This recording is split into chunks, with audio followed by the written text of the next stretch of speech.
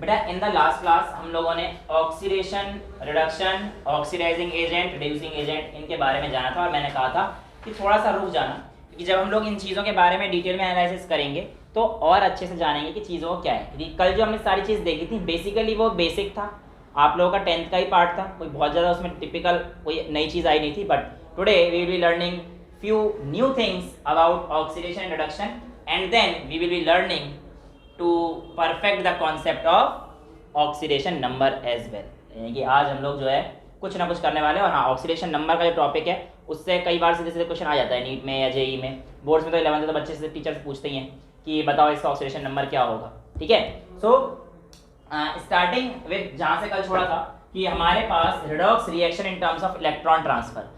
Redox reaction के बारे में हम लोग इतना जान चुके थे, एक ऐसी रिएक्शन जहाँ पर ऑक्सीडेशन और रिडक्शन दोनों साथ साथ हो, हमारे पास रिडॉक्स रिएक्शन। अब ये इलेक्ट्रॉन ट्रांसफर जब हो रहे हैं तब हमारे पास कैसे रिडॉक्स रिएक्शन को दिया जाता है, आइए देखते हैं। पहला एग्जांपल है यहाँ पे Na और Cl2 का।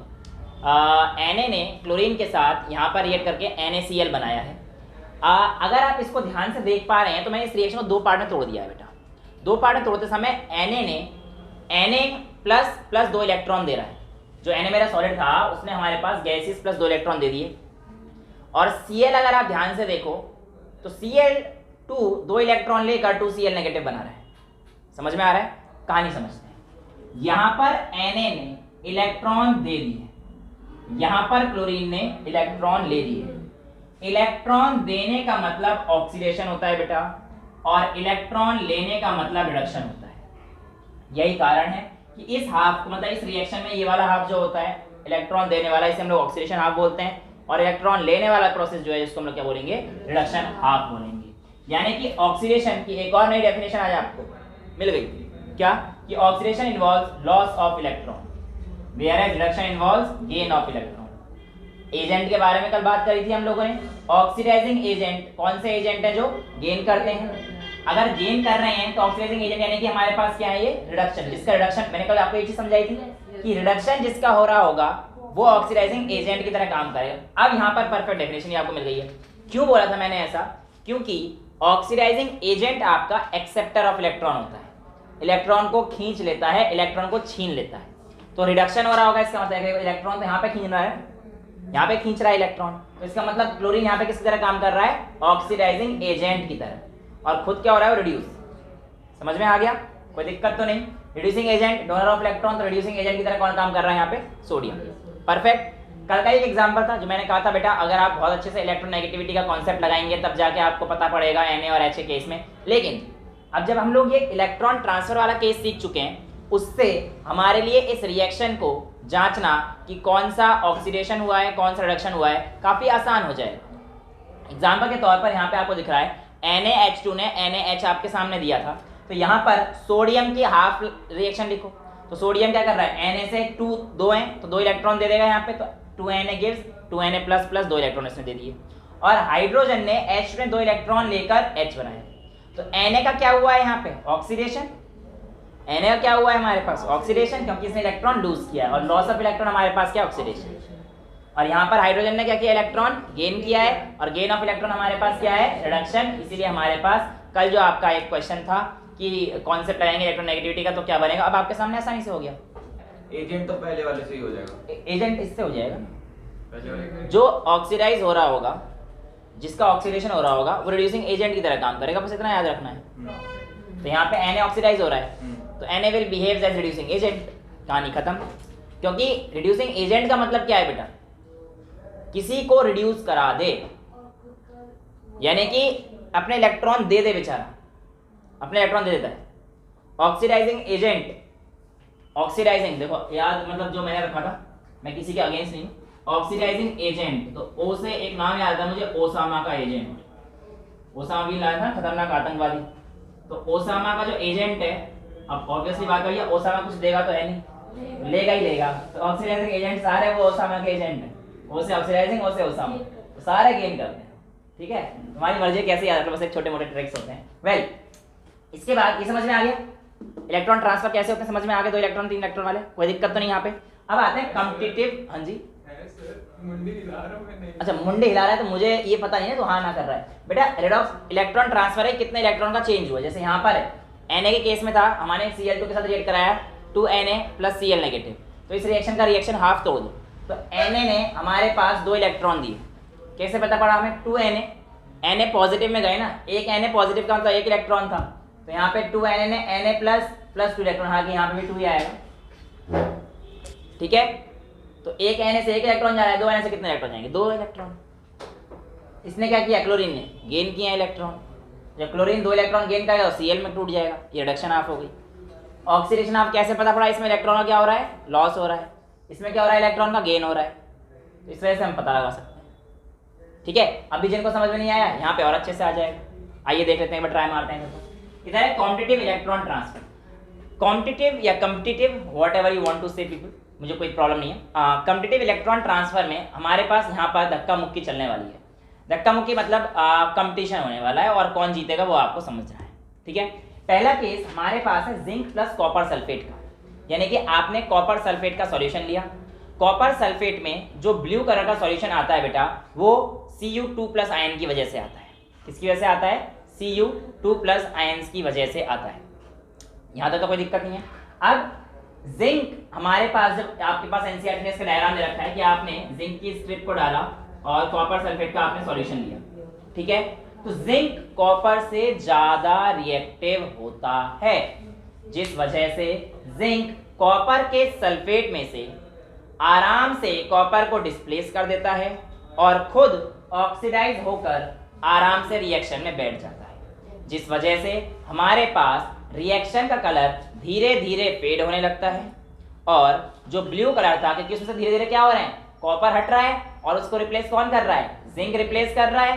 तो कॉपर के हटने, क्योंकि कॉपर की वजह से ब्लू कलर आ रहा था, कॉपर के हटने की वजह से हमारे पास क्या हो जाएगा? अब ब्लू कलर फेड होना शुरू हो जाएगा धीरे धीरे, और जब जिंक ज्यादा आ जाएगा तो फाइनली हमारे पास कैसा कलर आ जाएगा? व्हाइटिश कलर हमारे पास आ जाएगा, कुछ मतलब कलरलेस हो जाएगा। अब हमने क्या करा कि यहाँ पे पता पड़ेगा कि जिंक सल्फेट बन गया है प्लस कॉपर अलग से निकल गया। अब ये जो कॉपर है कहाँ पे पहुंच जाएगा?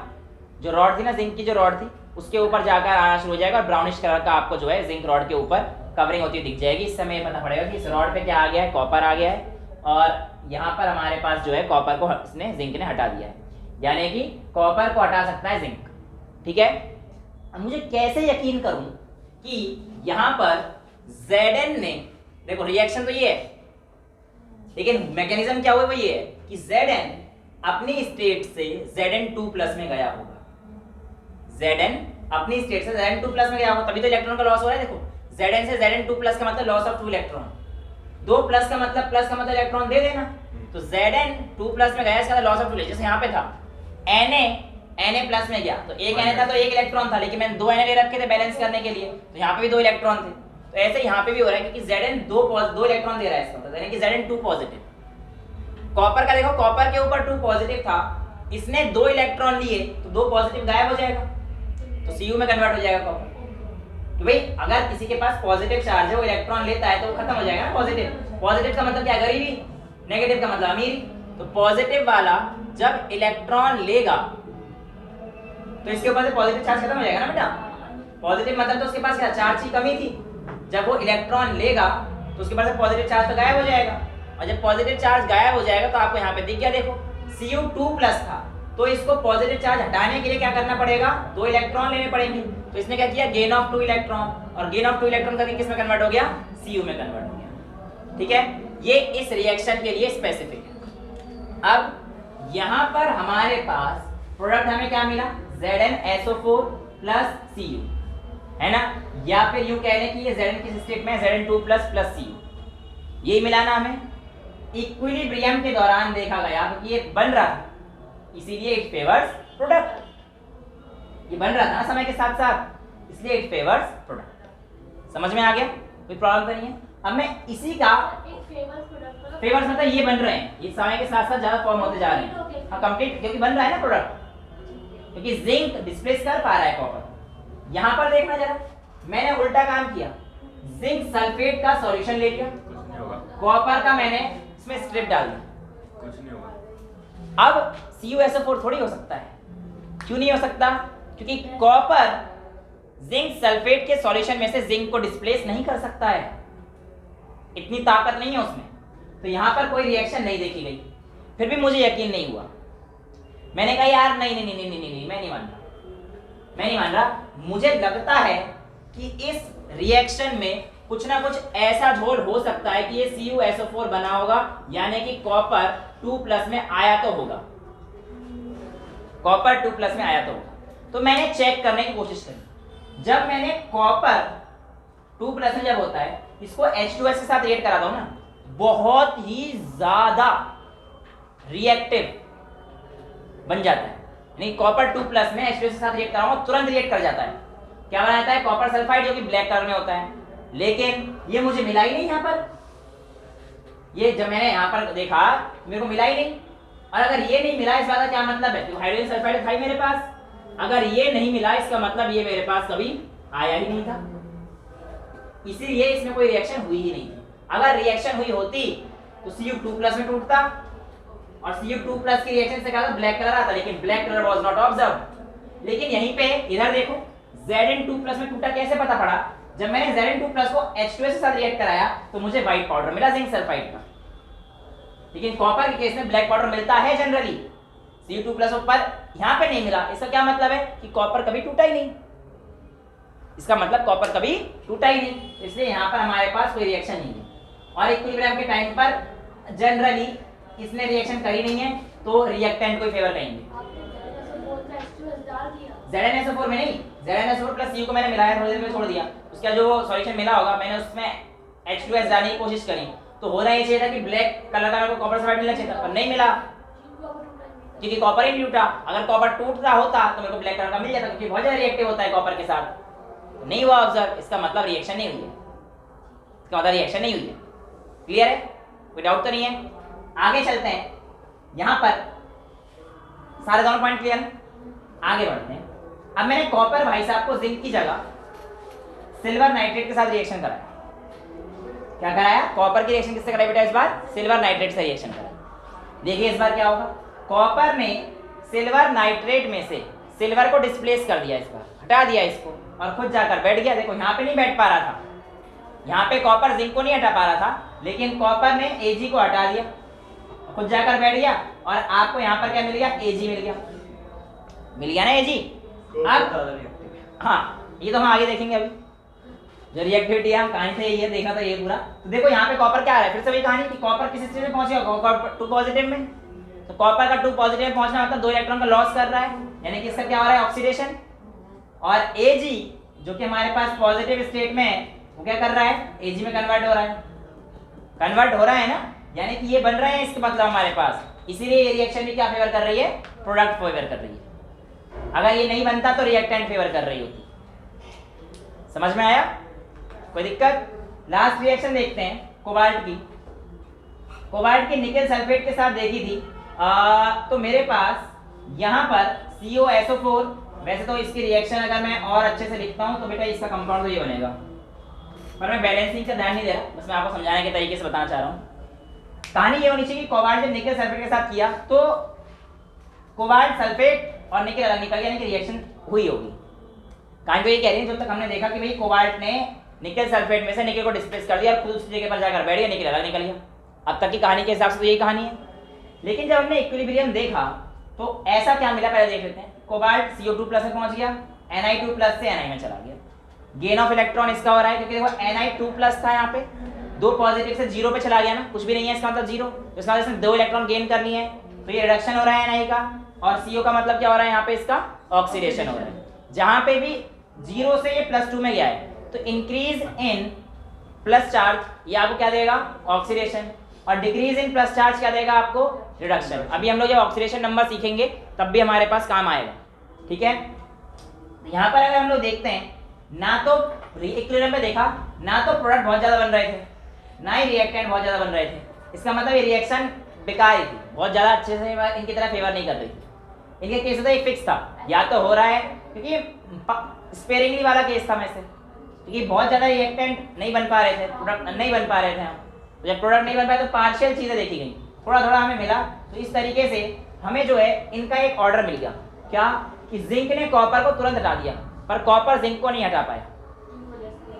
लेकिन कॉपर ने जैसे ही Ag भैया आए पेल दिए, Ag भैया का तो पेल दिया, तो इसका मतलब सबसे ज्यादा रिएक्टिव कौन? जिंग चाचा, सॉरी जिंग ताऊ जी, फिर पापा जी या फिर चाचा जी। मतलब अगर इन तीनों का रिएक्शन कराएं, सबसे ज्यादा रिएक्टिव कौन है? ताऊ यानी कि जिंक, ज़ेब्रा। ठीक है। और फिर कौन है? कॉपर, और फिर यानी कि ये वाला इसको डिस्प्लेस कर सकता है, कौन किसको डिस्प्लेस करेगा तो बड़ी परेशानी आ जाएगी। तो इसके लिए छोटा सा निमोनिक्स मेटल रिएक्टिविटी सीरीज की इसमें देखते हैं। इसमें जो है निमोनिक्स आपके सामने, ये जो ऊपर वाले हैं ध्यान रखिएगा, ये जो ऊपर वाले हैं नीचे को हटा देते हैं, यानी कि ऊपर वाले नीचे को रिड्यूस कर सकते हैं बट नीचे वाले ऊपर को रिड्यूस नहीं कर सकते। यानी कि हाइड्रोजन कार्बन को नहीं हटा सकता पर कार्बन हाइड्रोजन को हटा सकता है। जैसे यहाँ देखो जिंक यहाँ पर है और कॉपर कहाँ पर है, ये देखो ये रहा। तो जिंक तो कॉपर को हटा सकता है पर कॉपर जिंक को नहीं हटा सकता। ये तो देखा हमने, जिंक तो कॉपर को हटा सकता है पर कॉपर जिंक को नहीं हटा पाया। तो वो इसके बेस पे देखते हैं, ऊपर वाले नीचे को, जैसे कि ये वाला इसको हटा सकता है पर ये वाला इसको नहीं हटा सकता। तो ये सीरीज है, इसी सीरीज में आपको याद करना है, आपका काम चल जाएगा इतने से। तो हमारे पास क्या है? Please stop calling me a cute zebra. वो कहते हैं ना बाबू सोना में कुछ भी नाम लेते हैं, तो वो बाबू थी उसकी, तो वो उसे कहती थी क्यूटी ज़ेब्रा मेरा। तो उसने बोला, लड़के गुस्सा आ गया कि यार तुमने ऐसे वैसे बात मत करा करो। सो उसने अपने मन की व्यथा प्रकट किया यहाँ पर। और मन की व्यथा क्या है उसकी? वो कहती है प्लीज, सॉरी कहता है अपनी फ्रेंड से, क्या कहता है? Please stop calling me a cute zebra. वैसे तो क्यूट बोलती थी उसे, पर कहती है अंत में तू ज़ेब्रा है। कहती please stop calling me a cute zebra, I like her. अभी सुन तो ले, I like her calling me a smart guy. जब वो मुझे कहते हैं स्मार्ट गाय है तब मुझे अच्छा लगता है। हाँ स्मार्ट गाय, अरे वो गाय अब तुम्हें गोल्ड याद रखना है, तुम गाय कोई सी याद रख लो, 4 पैर थन वाली गाय याद रख लो या GUI वाला गाय याद रख लो, तुम्हारे ऊपर है। क्या कह रहा है मुन्ना? नहीं बता दे, तुझे क्या कहती है तेरी बाबू? नहीं है, नहीं है, झूठे। कल देखा था स्कूटी पे घूम रहा था। अरे वो तो चलो सब समझ में आ गया। Please stop calling me a cute zebra, I like her calling a smart गाय। ठीक है, तो मेरी वाली पता नहीं मेरे को क्या बोलती है, बोलती ही नहीं है। चलो होगी तब बोलेगी ना। चलो इधर समझ में आ गया। तो यानी कि ये वाले नीचे वाले को डिस्प्लेस कर देते हैं और ये इसको डिस्प्लेस नहीं कर पाते। तो ये चीज आपके सामने है, इतना नोट करो, फिर हम लोग जो है ऑक्सीडेशन स्टेट पर बढ़ते हैं। बेटा अगला जो टॉपिक है हमारे पास वो इंपॉर्टेंट है और उसका नाम ऑक्सीडेशन नंबर है। देखो बेटा ऑक्सीडेशन नंबर के आपको कई तरीके बताए जाएंगे, लेकिन जब मैं छोटा था तब मैंने भी एक वीडियो देखी थी अलग सर की, है ना, और मुझे उनसे बेटर कोई लगा नहीं, तो मैं भी वही तरीका जो है आपको बता दूंगा। हर जगह किताब में भी वही है, अच्छी अगर किताब लोगे तो उन्होंने तरीका बताया था, फिर जब बाद में पढ़ी मैंने खुद तो मेरे को पता पड़ा अच्छा ये वहाँ पर भी था। तो जो उनका तरीका है वो आज भी याद है और हम भी उसी तरीके से चलेंगे, बट पहले सीखते हुए जाएंगे। 2-4 चीज़ें थोड़ी बहुत अलग चीज़ें भी हैं। तो ऑक्सीडेशन नंबर में हम लोग क्या देखने वाले हैं? क्या ऑक्सीडेशन नंबर और ऑक्सीडेशन स्टेट सेम बात है? तो हाँ सेम ही मानो, ठीक है, मानो थोड़ा सा फर्क है पर वो बड़ी क्लास में, अभी तो नहीं है। अब हम लोग यहाँ पर चलते हैं कि ऑक्सीडेशन नंबर आपकी एनसीईआरटी के अकॉर्डिंग चल लेते हैं। इन्होंने कहा है कि एक रिएक्शन ले लो H2 प्लस O2, ओहो H2 प्लस O2 आपको दे रहा है नीर, नीर मतलब पानी, जल, ठीक है। अब आपके पास H2 प्लस O2 ने यहाँ पर रिएक्शन करा के हमें ये दे दी, ठीक है, मान लेते हैं, ठीक है। ऑक्सीडेशन नंबर जैसे जैसे मैं आगे चलता जाऊंगा आपको हर बार कुछ ना कुछ बताता जाऊंगा। देखिए बेटा, जो भी एलिमेंट अपने नेटिव स्टेट में पाया जाता है, कोई भी element, N element in its native state, native state मतलब जो इसकी नेचुरल फॉर्म है उसमें पाया जाता है, तो बेटा उसका ऑक्सीडेशन नंबर कितना होता है? 0। जैसे कि यहाँ पर अपने नेटिव स्टेट में कौन है? हाइड्रोजन है, तो हाइड्रोजन मतलब H2 की फॉर्म में रहता है ना, एग्जिस्ट करता है ना, तो हाइड्रोजन H2 की फॉर्म में एग्जिस्ट करता है, तो उसका यहाँ पर जो ऑक्सीडेशन नंबर है वो कितना है? 0। और यहाँ पर कितना हो जाएगा हमारे पास ऑक्सीजन का? ये भी 0। क्यों? क्योंकि ऑक्सीजन भी तो अपने नेचुरल स्टेट में ही है। ऑक्सीजन किस फॉर्म में मिलता है? O2 की फॉर्म में, तो यहाँ पे भी नेचुरल, तो भैया इसका भी 0, इसका भी 0, ठीक है। लेकिन H2O की अगर हम लोग बात करते हैं तो ये बैलेंसिंग छोड़ देना, बैलेंसिंग छोड़ देना। H2O की अगर मैं बात करूंगा तो इसका स्ट्रक्चर ये O इधर, ये H इधर और ये H इधर, ठीक है। तरीका सुनिए, ऑक्सीडेशन नंबर निकालना कसम से बहुत आसान खेल है। जैसे ही आप लोगों को स्ट्रक्चर बनाना आ गया, देखो बहुत सारे स्ट्रक्चर तो मैं आपको चैप्टर 4 में सिखा चुका हूँ केमिकल बॉन्डिंग के दौरान हाइब्रिडाइजेशन में, और आज जो है हम लोग सारे स्ट्रक्चर उसको यूज करते हुए लेकर आएंगे, ठीक है। अब आपने H2O का स्ट्रक्चर तो ये बना दिया, जो ज्यादा इलेक्ट्रोनेगेटिव है उसको आप असाइन कर दीजिए -1, और जो ज्यादा इलेक्ट्रोपॉजिटिव है उसको असाइन कर दीजिए +1। बस ये खेल खेलना सीख जाओ, बाकी अपने आप हो जाएगा। अब इस ऑक्सीजन के पास इधर से क्या है -1, बॉन्ड तो इधर से ही बना रहा है, तो यहां से भी क्या आएगा -1, और ये हाइड्रोजन के पास क्या आएगा, इससे बॉन्ड बना रहा है तो +1, क्योंकि इलेक्ट्रोनेगेटिव ज्यादा कौन है, ऑक्सीजन, इसलिए हमारे पास ऑक्सीजन के पास -1 आया। यहाँ पे अगर यहाँ पे 2 बॉन्ड बना रहा था तो -2 लग जाता है, देख लेंगे वो भी आगे केस, समझ में आया। जो ज्यादा इलेक्ट्रोनेगेटिव से आपको क्या लिखना है -1, जो पॉजिटिव से क्या लिखना है आपको +1। अब इसमें अगर आपसे पूछे ऑक्सीजन की स्टेट कितनी है, ऑक्सीडेशन स्टेट ऑक्सीजन की 2 माइनस का, यहाँ पे हाइड्रोजन की कितनी है 1, oxidation state of oxygen, oxidation state of oxygen, oxidation state of hydrogen. अब आपसे कुछ ही पूछ रहे, जैसे इसने आगे क्या रखा है, ऑक्सीडेशन नंबर में हम लोग मान के चलते हैं, लिख दी एनसीईआरटी, हम लोग मान के चलते हैं, जब ये सब कहानी तभी वैलिड है जब हम लोग कोवैलेंट कंपाउंड पढ़ रहे हैं, ठीक है। सब हम लोग कहानी किसके लिए पढ़ के चल रहे हैं, कोवैलेंट कंपाउंड के लिए। वो प्रैक्टिस के ऊपर है बेटा, और बाकी जब आपको प्रैक्टिस नहीं करनी तो मैं दूसरा तरीका ही बताऊंगा, अभी हिट एंड ट्रायल मेथड भी एक्स लेकर ही बताऊंगा, ठीक है। तो सारे तरीके आज सीखेंगे। अगला एनसीईआरटी का एग्जांपल है H2O कर लिया हमने, H2 + Cl2, क्या बोला है बेटा उसने एग्जांपल, H2 + Cl2, कुछ भी नहीं करना, H2 का क्या हो जाएगा 0 क्योंकि अपने नेटिव स्टेट में, Cl2 क्या हो जाएगा 0 क्योंकि अपने नेटिव स्टेट में, और ये रिएक्ट करके मुझे 2HCl देंगे। क्या मुझे 2 से कोई मतलब है, घंटा मतलब नहीं है, मुझे मतलब किससे है कि H और Cl ने कैसे बॉन्ड बना रखा है, यानी कि H और Cl ऐसे बॉन्ड बनाते हैं। इन दोनों में इलेक्ट्रोनेगेटिव कौन सा है, Cl हमारे पास इलेक्ट्रोनेगेटिव, तो Cl के पास क्या आ जाएगा -1, इसके पास क्या आ जाएगा +1, तो इसका ऑक्सीडेशन स्टेट आपको मिल गया। अरे 0 नहीं, आपको हाइड्रोजन का पूछेगा और क्लोरीन का पूछेगा, 0 कब बनेगा, 0 वाला केस भी हम लोग देखेंगे, समझ में आ गया। तो जो पॉजिटिव वाला है उसको हम लोग क्या देंगे प्लस, जो नेगेटिव वाला है उसको क्या देंगे माइनस। एक्चुअली हम लोग ऐसा मान के चलते हैं, प्लस और माइनस देने का रीजन ये रहता है कि हम लोग मान के चलते हैं कि इलेक्ट्रॉन जो शेयर होते हैं टुवर्ड्स द इलेक्ट्रोनेगेटिव एलिमेंट की तरफ पूरा शिफ्ट हो जाता है, ऐसा मान के चलते हैं, इसलिए हम लोग प्लस माइनस का खेल ये देते हैं, ठीक है, समझ में आया। अगला एग्जांपल एनसीईआरटी ने किसका दे रखा है, CH4 + Cl2। अब यहाँ पर देखिए CH4 + Cl2, इसको दे रखा है CCl4 + 2H2, 2 से मेरे को मतलब नहीं है, ठीक है, CCl4 + 4HCl, sorry CCl4 + 4HCl ये दे रखा है मुझे, 2 4 से मुझे कोई मतलब नहीं है, बस मुझे किससे मतलब है। यहाँ पर देखो कार्बन अगर हाइड्रोजन के साथ यहाँ पर बैठा हुआ है तो कार्बन और हाइड्रोजन में मैंने यहाँ पर जो टेबल देखी थी, मिटाई नहीं चाहिए थी, ठीक है, तो उसमें आपको पता है कार्बन जो है ज्यादा इलेक्ट्रोनेगेटिव है, तो H H H H CH4 का स्ट्रक्चर तो यही होता है, तो हम देख चुके हैं 10th क्लास में भी। तो इसके ऊपर इससे -1, इससे -1, इससे -1 और इससे -1, यानी कि -4 और हाइड्रोजन पे 1, तो -4 और 1। क्लोरीन पे क्या आएगा यहाँ पर -1। शाबाश बेटा, सारे गलत हो, 0 क्योंकि नेटिव स्टेट में है ना, नेटिव स्टेट में तो हमारे पास 0 आ गया। अब यहाँ पर नॉर्मल स्टेट अभी तो बताया वो भी नेटिव स्टेट में होगा, उसका ऑक्सीडेशन नंबर 0, मिटाया भी नहीं अभी तो। क्लोरीन की नेटिव स्टेट Cl2 ही होती है, ठीक है, CCl4। अब यहाँ पर देखो कार्बन यहाँ पर किसमें है -4 में, कार्बन और क्लोरीन में से कौन ज्यादा इलेक्ट्रोनेगेटिव है, क्लोरीन ज्यादा इलेक्ट्रोनेगेटिव है। तो या अगर मेरे पास क्लोरीन बन रहा है तो कुल मिला के कहानी ऐसे होने वाली है। अब इसका मतलब ये -1 इससे, -1 इससे, -1 इससे और -1 इससे, तो कितना आ गया -4 कार्बन पे, और क्लोरीन पे तो हमारे पास +1।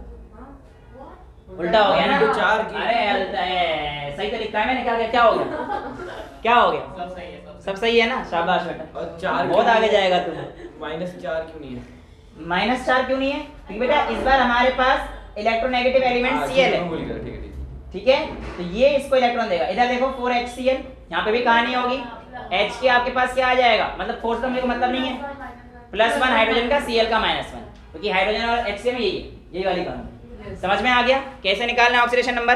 तो यहाँ पे बोलता है oxidation number denotes the oxidation state of an element in a compound ascertain according to a set of rules form on the basis. अब पता नहीं कौन कौन सा है कि bond belong to more entirely belong to more electronegative element. तो यही आपको मैं समझा रहा था कि जो इलेक्ट्रोनेगेटिव एलिमेंट है वो इलेक्ट्रॉन हमारा खींच लेता है, ये ऑक्सीडेशन स्टेट कहना चाह रही है। वेल पॉइंट इज कि आपके पास इतने सारे थ्योरी यहाँ पे दे रखी है और इसके बाद यहाँ पर एग्जाम्पल नंबर 8.3 प्रॉब्लम नंबर 8.4 ये सारी चीज़ दे रखी है, लेकिन आई एम सॉरी टू से कि मैं ये अभी नहीं करा रहा, मैं पहले पीछे वाली चीज़ कराऊंगा, paradox of fractional oxidation number, जो कि मेरी बुक में पेज नंबर 265 पे कुछ ऐसा हरे से कॉलम में है। अब ऑक्सीडेशन नंबर जो आपने अभी तक देखा उसमें हमारे पास +1 +2 +3 +4 -2 -3 यानी कि एक पूरे नेचुरल नंबर में आ रहा है। लेकिन अभी हमारे पास क्या है, जरूरी नहीं है कि हर बार हमारे पास कहानी ऐसी ही आए, और कुछ स्ट्रक्चर इंपॉर्टेंट भी हैं जिसपे जेईई और नीट में सवाल पूछे जा चुके हैं, और वो सवाल क्या होंगे वो भी आज हम लोग ले लेंगे और उनके भी कहानी हम लोग सॉल्व ऐसी करेंगे। लेकिन इंपॉर्टेंट बात क्या रहेगी, अगर आपको स्ट्रक्चर बनाना आ गया तो आप किसी का भी ऑक्सीडेशन स्टेट निकाल सकते हो, लेकिन अगर आप जैसे अभी एक्स वाले मेथड से करेंगे तो हम फंस भी सकते हैं, वो हम लोग देखेंगे कैसे फंसेंगे क्या फंसेंगे। बट उससे पहले आगे बढ़ सकते हैं अब हम लोग, इतना समझ में आ गया कैसे निकालना है, क्या देखना है, बॉन्ड। और बॉन्ड देखना नहीं आएगा तो उसका भी तरीका बताऊंगा, बट ये तो नॉर्मल स्ट्रक्चर से तो आप बना सकते हो, ठीक है। क्या बेटा, प्लस और माइनस उसके बेस पे लेंगे, जो इलेक्ट्रो पॉजिटिव एलिमेंट है उसको प्लस और इलेक्ट्रो नेगेटिव एलिमेंट को माइनस। बस ये चीज अगर तुमने पकड़ ली तो भैया बल्ले बल्ले हो गई, वरना दिक्कत हो गई। अच्छा, जैसे कि अगला स्ट्रक्चर में कौन दे रखा है, C3O2। क्या दे रखा है बेटा, C3O2।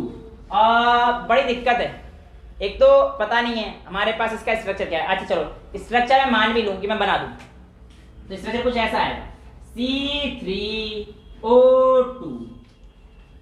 ठीक है। अच्छा, इस कार्बन पे देखो क्या हो रहा है, इलेक्ट्रॉन +1 +1 +2, तो ये आ गया +2, ठीक है। अब इधर क्या करेंगे, 0, एग्जैक्टली। सुनिए ध्यान से, जब आपके पास सेम स्पीशीज है, +2 समझ में आ गया ना, क्योंकि इलेक्ट्रोनेगेटिव एलिमेंट कौन सा है, ऑक्सीजन है बेटा, तो ऑक्सीजन इलेक्ट्रॉन खींच लेगा, तो इस पे आएगा इधर से -1 इधर से -1, इस कार्बन पे तो +1 रह जाएगा, इसका प्लस, इस बॉन्ड का +1 और इस बॉन्ड का +1, तो बेसिकली इस पे क्या आएगा, +2। समझ में आया, का -2 होगा ना ऑक्सीजन। हाँ, ऑक्सीजन का -2 आएगा बेटा, बिल्कुल आएगा। माइनस है तो ऑक्सीजन का -3 आएगा, बिल्कुल आएगा। मैं कब मना कर रहा हूँ, क्यों लड़ रहे हो मेरे से, मैंने मना कब किया है। इस कार्बन पर, इस कार्बन की वजह से कोई भी चार्ज नहीं आएगा, सेम है ना, जो इसको देगा वही इसको ले लेगा, कोई मतलब ही नहीं है, दोनों भाई नहीं लड़ेंगे। वो इस पे भी नहीं आएगा, इस पे आएगा, क्योंकि इस पे इधर है, तो इस पे कितना आ जाएगा, +2, और इस पे कितना आ जाएगा, -2। अब आपसे अगर पूछेगा कि कार्बन का ऑक्सीडेशन नंबर कितना है, तो आप कहोगे सर +2 और 0, +2 और 0। लेकिन जब भी हमारे पास ऐसा कुछ आएगा तो हम लोग वो नहीं करेंगे जो अब तक किया है, कुछ अलग करेंगे। और ऐसे केस में पैराडॉक्स क्यों बोला है, क्यों अलग है, तो बेटा ऐसा इसलिए क्योंकि इसके केस में हम लोग निकालते हैं एवरेज ऑक्सीडेशन नंबर। क्या निकालते हैं, एवरेज ऑक्सीडेशन नंबर। एवरेज कैसे निकालते हैं, कार्बन पे निकालने के लिए बोला है ना, तो आपको पास कार्बन के ऊपर टोटल चार्ज कितना है, टोटल चार्ज कितना है बेटा, +4। कितने कार्बन एटम आपको दिख रहे हैं, 3, तो इसका चार्ज कितना हो जाएगा, 4/3। तो यहाँ पर आपको एनसीईआरटी ने दे रखा है C3O2 where oxidation number of carbon is 4/3। I hope ये आपको समझ में आ जाना चाहिए। अगला बेटा यहाँ पे आप पहले +2 तो वही इलेक्ट्रो पॉजिटिव इलेक्ट्रो नेगेटिव से, total charge upon total number of atoms, total charge कितना है, +2 +4 upon total number of atoms, सिर्फ कार्बन की।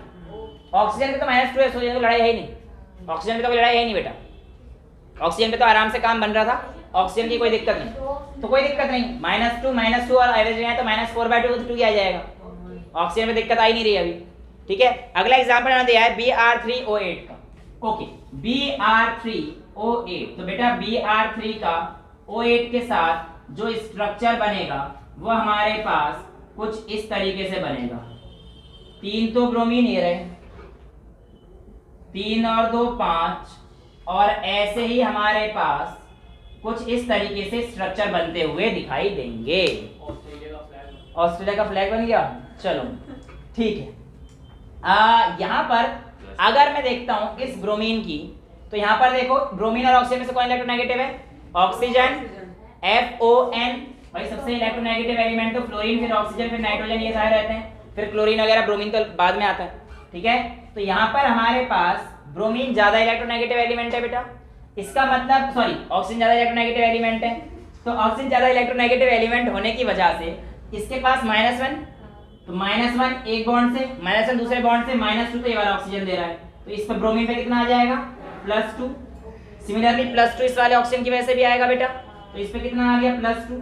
सिमिलरली +2 इस वाले ऑक्सीजन की वजह से आएगा, तो +2 +2 +2 +2, और इस पे क्या है? -2 -2 -2।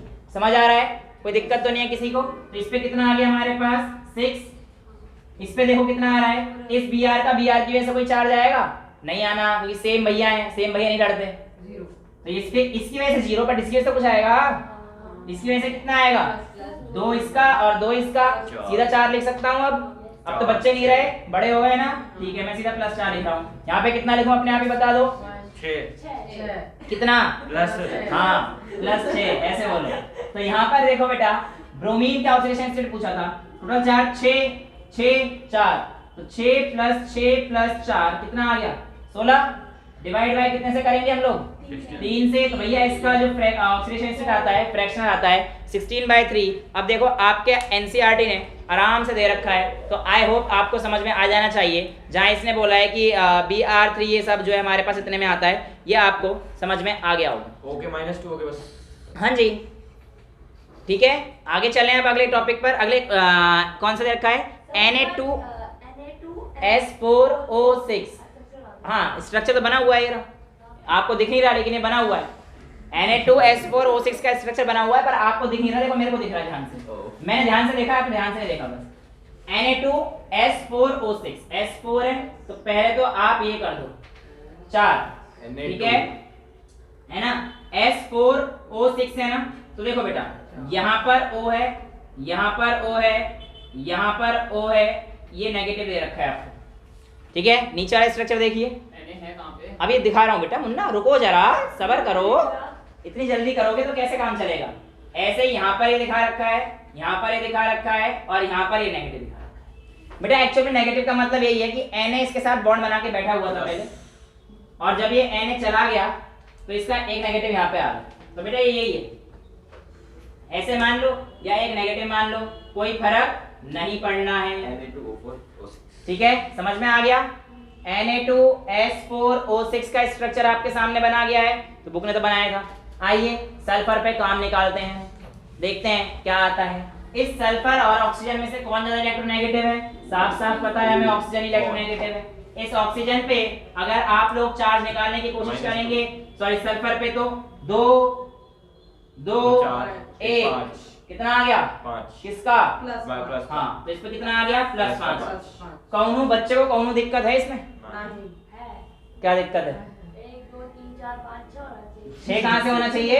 इस सल्फर पे 2 इसकी वजह से, 2 इसकी वजह से, 1 इसकी वजह से, और ये तो इसका भाई है। भाई लड़ाई नहीं करानी, ये बड़ी लड़की है, ये अच्छी लड़की है, भाई है, भाई में लड़ाई करा रही है। अरे हमारे यहाँ के भाई लड़की के लिए नहीं लड़ते।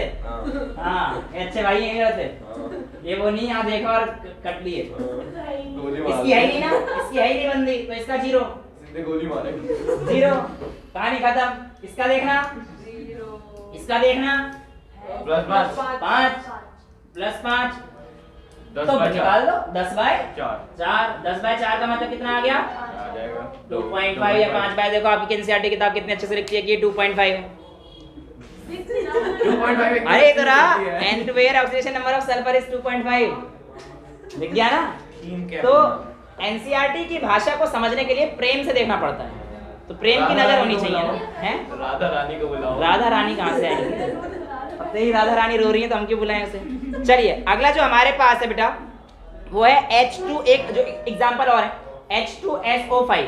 किसका बता रहा हूं मैं? H2SO5। अब यहाँ पर आप लोगों से पूछा जाएगा कि भैया कैसे काम करेगा। ठीक है, तो बेटा इसका स्ट्रक्चर अगर आप लोगों ने बना लिया तो खेल जाओगे, और अगर स्ट्रक्चर नहीं बना पाया तो फिर ये तुम्हारे साथ खेल जाएगा। अच्छा, इसका स्ट्रक्चर अभी तो मैं बना देता हूँ, कुछ इस तरीके से आएगा। OH OH। ठीक है, तो बेटा यहाँ पर तुम लोगों को ये निकालना है, ये इसका स्ट्रक्चर H2SO5 होगा ना, 1 2 3 4 5 H2SO5 और 2 4 6 2 4 6 2 2 ठीक 4 है। 1 5 1 तो यहाँ पर आप बताइए S का कितना आएगा, तो आपका आंसर कितना आ चुका होना चाहिए इसका plus 6 by 1 plus 6 by 1 plus 6। हाँ, लेकिन मैं तो आपसे ऑक्सीजन का पूछना चाह रहा था। ऑक्सीजन का आएगा, ऑक्सीजन का तो -2 आइए देख लेते हैं। हाँ नहीं नहीं, बच्चे अच्छा कह रही है, अगर नहीं कह रही तो रुक जाते हैं। अच्छा, S का तो आपने निकाल दिया होगा, 1 2 3 4 5 6 परफेक्ट है, S में तो कोई दिक्कत नहीं है। Yes. ऑक्सीजन में देखते हैं, इधर से क्या आ रहा होगा नेगेटिव, तो -1 और इस पे भी -1, तो मैं -2 लिख दूं इस पे। शाबाश, इस पे कितना आ रहा है -2 -1 -2, इस पे कितना आ रहा है -2, इस पे कितना आ रहा है 0। भैया इधर से भी नहीं रहेगा 0 0 नहीं आएगा, रुको जरा सब्र करो, इधर वाले से 0 आएगा, इधर से आएगा -1 ये 0 कितना आएगा -1 टोटल कितना आया 1 2 2 8 4 6 और 2 8 ऑक्सीजन है।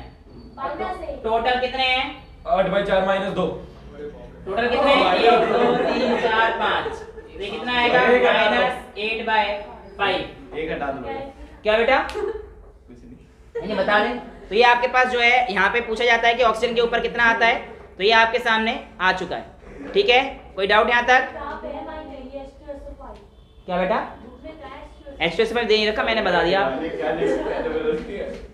ठीक है, अब आप एक बार कोशिश करो CrO5 का, O5 बना के देखो।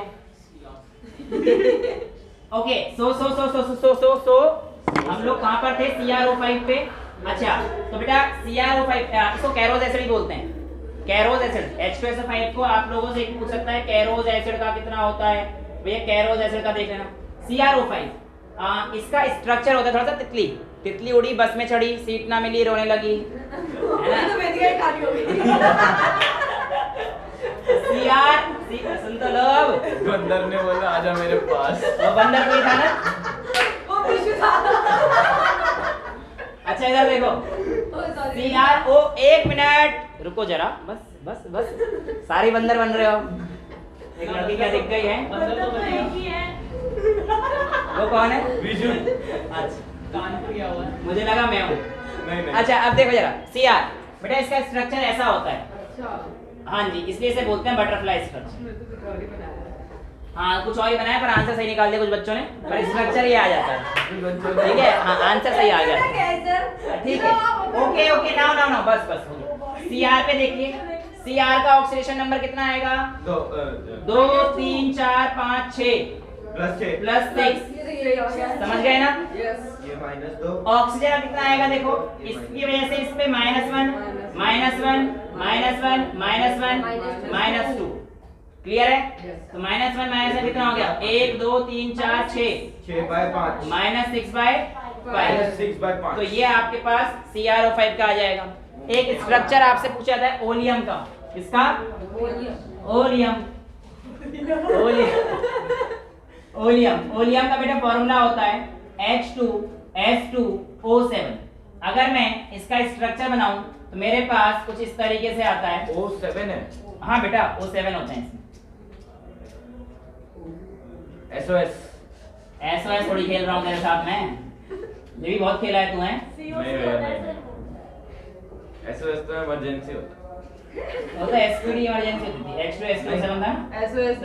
H2S2O7। यहाँ पर देखो बेटा 2 2 2 4 5 और 6, ये बेसिकली OH ऐसे है ना, समझ पा रहे हो? तो सल्फर पे यहाँ पे भी 6 है और यहाँ पर भी 6 है। देखो इस पे भी 6 आएगा, इस पे भी 6 आएगा, एवरेज निकाल लो 6 + 6/2, तो भी हमारे पास 6 ही आएगा, है ना? ऐसा क्यों हो रहा है? तो अगर आप ध्यान से देख पा रहे हो, अब तक जो हमने देखे थे बेटा, उसमें हमारे पास कोई सेंट्रल एटम जो हमने माना था उसके आसपास सेम बॉन्डिंग नहीं थी, लेकिन यहाँ पर देखो सेम बॉन्डिंग है दोनों तरफ। कहीं पे भी देखो सेम बॉन्डिंग कहीं पे भी नहीं है, इस पे सिमेट्री आ रही है। सिमेट्री आने की वजह से आपके पास क्या होता है, आपका काम आसान हो जाता है और बिल्कुल सेम इनका जो है आ रहा है। ठीक है, अच्छा अब एक आध दो एग्जांपल उसको देखे थे जो हमने हाइब्रिडाइजेशन के देखे थे, याद है? H3PO4 वाला, क्या बताया था? पहले P के साथ डबल बॉन्ड को O को फिक्स कर दीजिए, जितने OH बना सकते हो बना दो, POH OH एक और बन जाएगा OH। फास्फोरस का ऑक्सीडेशन स्टेट 2 3 4 5 आ गया ना समझ? बहुत सिंपल सा है। तो हमारे पास इसका ऑक्सीडेशन स्टेट कितना आ जाएगा? +5 आ जाएगा। हाँ जी बिल्कुल वही है। तो अब दूसरा एग्जांपल देख लेते हैं। किसका करें? HPO4 इसका अगर मैं करके देखूं, HPO2 का कर लो, HPO2 का। तो यहाँ पर देखो बेटा फास्फोरस HA करेगा, फिर एक OH बनेगा, है ना? अभी तो खत्म हो गया। अब 2 और 1 3, एक डबल बॉन्ड आता है पर हम इसको ऐसे रिप्रेजेंट कर देंगे, ठीक है? ये आ गया ना डबल बॉन्ड के साथ। तो ये हमारे पास क्या स्ट्रक्चर आ जाएगा? 2 4 5 हो गए ना? वही ना HPO2 लिखा है, 2 लिखा है, 2 लिखा है बेटा एक ओके HPO2 लिखा है। तो सही तो है, क्या दिक्कत है? क्यों नहीं? क्या दिक्कत आ रही है इसमें? अरे यार ठीक है समझ तो लो, अब कहानी समझ गया ना कहानी क्या होनी है। तो बेटा यहाँ पे 2 2 4, लेकिन रुको, फास्फोरस और हाइड्रोजन कौन इलेक्ट्रोनेगेटिव रहेगा? अरे ऑप्शन सही। तो यहाँ पर वैल्यू चेंज हो जाएगी, ठीक है? तो हाइड्रोजन और फास्फोरस में से फास्फोरस ज्यादा इलेक्ट्रोनेगेटिव है, तो इधर आ जाएगा -1 और इनका 4 तो 3 आ रहा है यहाँ पर। तो यहाँ पर क्या है? वेरिएबल ऑक्सीडेशन स्टेट भी कंपाउंड शो कर सकते हैं। समझ में आया? तो इस तरीके से स्ट्रक्चर अगर आप बना लोगे तो मेरे हिसाब से आप आराम से, बेटा फास्फोरस का देखो 4 तो इससे हो गया और 1 इससे आ गया, यहाँ से तो +4 आ रहा था ना, ये ऑक्सीजन इलेक्ट्रोनेगेटिव है, और ये -1 आ रहा है इसका, तो 3 आ गया ना, -+4 +3 आ गया ना इसका। तो ये हो गया। अब जो आपको अगला टॉपिक सिखाने जा रहा हूँ उसके लिए आप लोग आ जाओ अपने पीछे। क्या हो गया दो भैया? क्या हो गया? बस। नहीं बस नहीं, अभी 10 मिनट लगेंगे और सारा काम हो जाएगा। बस। अब जो रूल है उसको सीखते हैं। फटाफट से बैठेंगे, आराम से हो जाएगा, कोई प्रॉब्लम वाली बात नहीं। कौन सा वाला पार्ट? नहीं ये तो सब रखूंगा मैं। तुम लोग जो बस करते हो ना, ये पता पड़ना चाहिए। अच्छा आप सुनिए जरा ध्यान से। कुछ रूल्स हैं जो आपको पता रहने चाहिए। वो रूल्स किस तरीके से हैं? एनसीईआरटी ने यहाँ पे सारे दे रखे हैं। तो पहला तो वही है, नेटिव स्टेट में ऑक्सीडेशन स्टेट क्या लेंगे आप? 0 लेंगे। दूसरा ये बोलता है किसी भी अगर हमारे पास आयनिक फॉर्म दे रखी है जैसे Na पॉजिटिव, तो आप लोग उसका क्या ले लेंगे? +1। उसका ऑक्सीडेशन स्टेट क्या आ गया? +1। जितने भी ग्रुप 1 के मेंबर हैं इन सब की वैलेंसी क्या आएगी? ऑक्सीडेशन स्टेट क्या आएगी? +1। ग्रुप 2 की क्या आएगी? +2। हेलोजेंस की -1। हेलोजेंस की क्या आएगी? -1। ऑक्सीजन की जनरली तो -2 रहती है, लेकिन ऑक्सीजन की परऑक्साइड लिंकेज जो दिखाई, जैसे कि H2O2 जहां पर OO बॉन्ड बनेगा, ऐसे बनता है HOOH। अब ये OO बॉन्ड होता है ना, इसे कहते हैं परऑक्साइड लिंकेज। अब ये जो परऑक्साइड लिंकेज होता है इस केस में इसे कितनी दिखाता है? -1, ठीक है? और ये बना सकता है सुपर ऑक्साइड भी, जैसे कि KO2 केस में हमारे पास कितना दिखाएगा? तो ये आपको पता होना चाहिए 1/2 माइनस का हाफ, ठीक है? तो ये सारी चीजें आप लोगों से बता रखी है कि ऑक्सीडेशन स्टेट सीख रहे हैं क्या? ऑक्सीडेशन स्टेट ही सीख रहे हो, बस अलग अलग किस तरीके से रहेंगे आपको पता होना चाहिए। ये एक्सेप्शन है, ये तो वैलेंसी बता मैं बता रहा हूँ, सुन तो लो, 2 मिनट सुन लो। यहाँ पर आपके पास ऑक्सीजन को हमेशा -2 ही रखना है, लेकिन ऑक्सीजन कुछ केस में जब परऑक्साइड यानी कि जब O की लिंकेज आएगी Na2O2 या H2O2 ऐसे कंपाउंड बनाएगा तो -1 में आएगा, ये एक्सेप्शन में आएगा। और ये वाला जो केस है KO2 का, ये सुपर ऑक्साइड बोलते हैं, इसमें -1/2 की लिंकेज आती है। लेकिन अभी हमारे पास जो वैल्यू है फ्लोराइड की, और फ्लोराइड के साथ यानी कि देखो फ्लोरीन और ऑक्सीजन में से हमारे पास क्या होता है? इलेक्ट्रोनेगेटिव कौन ज्यादा होता है? फ्लोरीन ज्यादा इलेक्ट्रॉन होता है, इलेक्ट्रोनेगेटिव। तो जब इसके कंपाउंड फ्लोरीन के साथ बनते हैं, वेरी इंपॉर्टेंट, जब इसके कंपाउंड फ्लोरीन के साथ बनते हैं तो ये पॉजिटिव ऑक्सीडेशन स्टेट भी दिखा सकता है। यानी कि OF2 देखो नीचे दे रखा है, एक केस है आपका OF2 और दूसरा है O2F2। बेटा इस OF2 के केस में ये दिखाता है +2 और इस केस में दिखाता है +1, यानी कि oxygen can also show variation oxidation state, है ना? और हाँ याद कैसे रहेगा? याद कैसे रहेगा? अभी 2 मिनट में हो जाएगा। जब मैं ट्रिक सिखाऊंगा आपको सारी चीज़ अपने आप याद हो जाएंगी, टेंशन ना लेने का, टेंशन जाएगा पेंशन लेने। हाँ लास्ट में ट्रिक है ना, अब तुम्हें सारी चीज़ें पहले से बता देंगे तो मजा खराब हो जाएगा, फिर तुम कह रहे छुट्टी कर दो, वो मैं करूँगा नहीं। अच्छा अब देखते हैं, यहाँ पर मैंने आपको जो चीज़ें बता दी, बस आप इन्हें याद रखना, और इसके बेस पर अब कैसे क्या निकालना है, आइए इन चीज़ को समझ लेते हैं। देखो सबसे पहले किसी भी कंपाउंड के ऊपर अगर कोई चार्ज नहीं दे रखा है तो आपको सबका सम 0 रखना है। समझ में कुछ नहीं आया होगा, यहां से आएगा। देखो इसने कहा है बताइए HAuCl4, यहां पर आपका ऑक्सीडेशन स्टेट Au का क्या होगा, हाइड्रोजन +1 लेंगे, क्लोरीन का -1 लेंगे, सबका सम क्या रखना है 0 के इक्वल, ठीक है। जिसका निकालना है उसको मान लीजिए x, हाइड्रोजन का है +1 सबको सम में करिए, प्लस क्लोरीन का -1 तो प्लस -1 × 4। समझ में आ गया कि क्लोरीन को कितना लेना है -1, और कितना एलिमेंट है यहाँ पे क्लोरीन के 4 एलिमेंट है, तो हमारे पास कितना आ जाएगा 1 + x - 0, पहले इक्वल टू 0 रखना है। और जब आप इसे सॉल्व करेंगे तो x की वैल्यू कितनी आ जाएगी 3 आ जाएगी। अब एक रोमन नोटेशन होती है, फिर स्ट्रोक नोटेशन बोलते हैं, उसमें आपको जैसे लिखना होगा तो ऐसे लिखते हैं HAu, और इसके आगे जो इसकी ऑक्सीडेशन स्टेट आई है इसको रोमन में लिख देना, और कोई अंतर नहीं, सब कुछ सेम है, बस इसको रोमन में लिख देना Cl4। तो ये आपके सामने पहला केस आ जाएगा।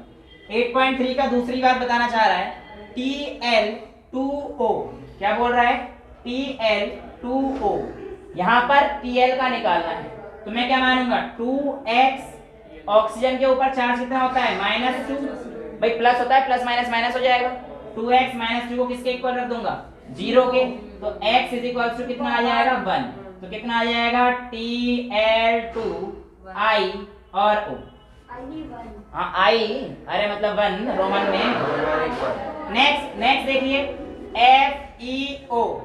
FeO में कितना आ जाएगा x - 2 = 0, x = +2, समझ में आ गया। नेक्स्ट है आपके पास Fe2O3, सुनो 2x - 6 = 0, x = +3, ये फेरिक आयन होता है, Fe+3 में फेरिक आयन होता है, +2 में फेरस आयन होता है, ये भी आप लोग याद रखेंगे। नेक्स्ट है CuI, I यहाँ पर हेलोजन है, x - 1 = 0, x = 1, तो भैया बहुत तेजी से आंसर आने शुरू हो गए हैं, इसका मतलब आप लोगों को समझ में आना शुरू हो गया है। तो यहाँ पे आपकी वैल्यू MnO2 x - 2 × 2 = 0, x = 4, ये आपको समझ में शायद आ चुका है। कैसे निकालोगे, जिसको कोई दिक्कत है पूछ लीजिए। अभी मैं आपसे अगर कह दूं Fe3O4, इसका कितना आएगा, तो आप लोग कहेंगे सर 3x - 8 = 0, तो यहाँ पर तो x की वैल्यू आ रही है 8/3, ये तो दिक्कत है।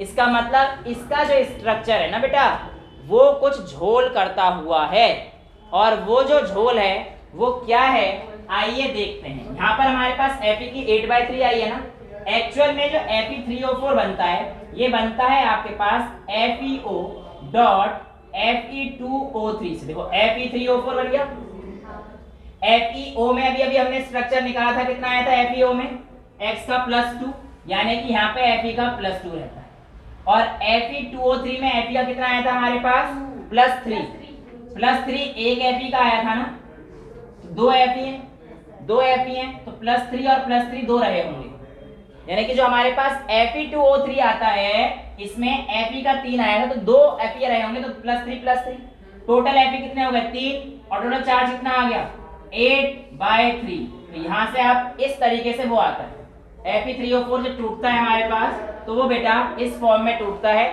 और इसलिए हमारे पास इसका +8/3 आपके पास आपके सामने आ जाता है। ठीक है, तो ये चीज आपकी स्ट्रोक नोटेशन थी, और यहाँ पर आपका ऑक्सीडेशन रिडक्शन। अब सुनो, जब किसी भी सब्सटेंस के ऑक्सीडेशन नंबर में इंक्रीज देखा जाएगा, जैसे कि हमने देखा था यहाँ से कि Na से Na2+ में गया, तो इंक्रीज 0 से 2 में गया ना, तो इंक्रीज इन ऑक्सीडेशन नंबर क्या है, ऑक्सीडेशन इस तरीके से भी डिफाइन कर सकते हैं। और दूसरा हमने क्या देखा था, Cu2 प्लस से Cu में गया था, ऑक्सीडेशन नंबर 2 से 0 में चला गया, तो यहाँ पे क्या हो गया ये डिक्रीज इन ऑक्सीडेशन स्टेट। तो डिक्रीज इन ऑक्सीडेशन स्टेट क्या हो गया हमारे पास, रिडक्शन हो गया है। ठीक है, शांत रहो, आगे बच्चे आ रहा हूँ बस 5 मिनट। क्लास का आंसर तो Cu2 प्लस से Cu में चला गया, तो हमारे पास ये क्या हो गया बेटा, हमारे पास रिडक्शन। ठीक है, क्योंकि इसमें ऑक्सीडेशन नंबर कम हो गया ना, 2 से 0 हो गया, तो ये हमारे पास क्या आ गया, रिडक्शन। अब ये आपके पास सिंपल ऑक्सीडेशन रिडक्शन कहानी थी। लास्ट प्रॉब्लम नंबर 8.4 आज की क्या कहती है, जस्टिफाई कीजिए Cu2O Cu2S gives 6Cu plus SO2। ये रिडॉक्स रिएक्शन है और आपको इसमें बताना है कौन कौन सी स्पीशीज ऑक्सीडाइज हुई हैं और रिड्यूस हुई हैं। क्या करना है, कुछ भी नहीं भाई, सबका ऑक्सीडेशन स्टेट निकाल लेना। Cu2 और O इसमें दिखा रखा है कि भैया Cu2O की +1 है, ऑक्सीजन की -2। Cu2S की इसमें हमारे पास कॉपर की +1 दे रखी है, S की -2, और इसने कहा रखा है हमसे आगे कि 6Cu दे रखा है, SO2 दे रखा है। अभी देखो जरा, यहाँ पर देखो Cu यहाँ पे कितना है, +1 में, +1 से यहाँ पे कहाँ जा रहा है, 0, तो इसका मतलब कॉपर क्या हो रहा है यहाँ पे, रिडक्शन, क्योंकि लॉस ऑफ ऑक्सीडेशन स्टेट हो रही है, +1 से 0 जा रहा है। अच्छा, और दूसरा हमारे पास सल्फर, ऑक्सीजन देखिए -2 से -2, तो ऑक्सीजन पे कोई घंटा फर्क नहीं पड़ा। सल्फर पे देखते हैं -2 से +4, -2 से +4 ऑक्सीडेशन, क्यों, क्योंकि इंक्रीज हो गया ना, -2 से +4 चला गया, तो -2 का मतलब इंक्रीज इन ऑक्सीडेशन नंबर हो गया, और इंक्रीज इन ऑक्सीडेशन नंबर का मतलब ऑक्सीडेशन। और कितने इलेक्ट्रॉन गए हैं यहाँ से -2 से +4 आने तक, 6, क्योंकि -2 -1 0 और 4 उसके, तो टोटल 6 इलेक्ट्रॉन यहाँ पे गए हैं। तो ये चीज हम लोग अभी सीखेंगे भी आगे। ठीक है, तो इस तरीके से आपका ऑक्सीडेशन नंबर, रिडक्शन और सारी एनसीईआरटी की चीजें हमारी क्लियर होती हैं। अगली क्लास में हम लोग देखेंगे types of redox reaction. That's all for today, thank you so much. Thank you.